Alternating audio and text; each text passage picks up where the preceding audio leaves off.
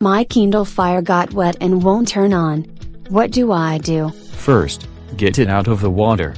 I know better than to turn it on when it is in the water. Next, try to get the water out of the Kindle Fire. How do I do that? Take the protective case off and shake the water out of the ports if you can.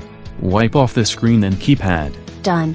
And I know you have to get the water off the pad so that it doesn't make the damage even worse. And use cotton swabs to get moisture out of the charging port and other orifices, so you don't burn those out when you plug it in. Oh, lovely, that means I may have ruined it trying to save it. Next, get all your old shoe boxes. I don't want to bury it, the spare parts should be worth at least something somewhere, even on Amazon. I want you to find all the desiccant gel packs you can find so you can put them in a bag with the Kindle Fire to draw the moisture out. Rice is easier. Rice I actually have. Rice can get in the ports and nooks and crannies, though you could get it out with a toothpick if you cared. That's only an issue if I can get it working again. But I do know using a metal toothpick could make things worse when you're removing rice bits. If you have to use rice, don't use enriched rice. I know. The powders they add for that are even more likely to get into everything. Now leave it in the bag sealed for at least a day to try to draw the water out. That's like a reverse sponge. That's the hope.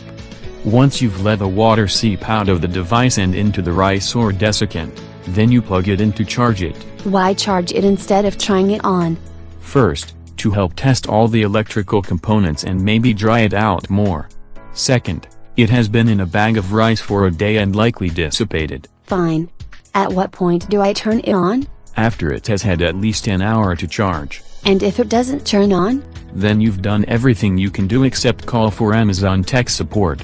This isn't something that can be solved by a chat telling me to reboot it. If you had it on when you took it out of the water, the first suggestion is to do a proper shutdown to help preserve its memory and prevent problems. It didn't turn on, so we're way past that point. Now you can contact tech support for a replacement, though water damage isn't on their list. You'd think they'd have a solution for that. If there's a waterproof case for an Amazon Kindle, it will be on Amazon.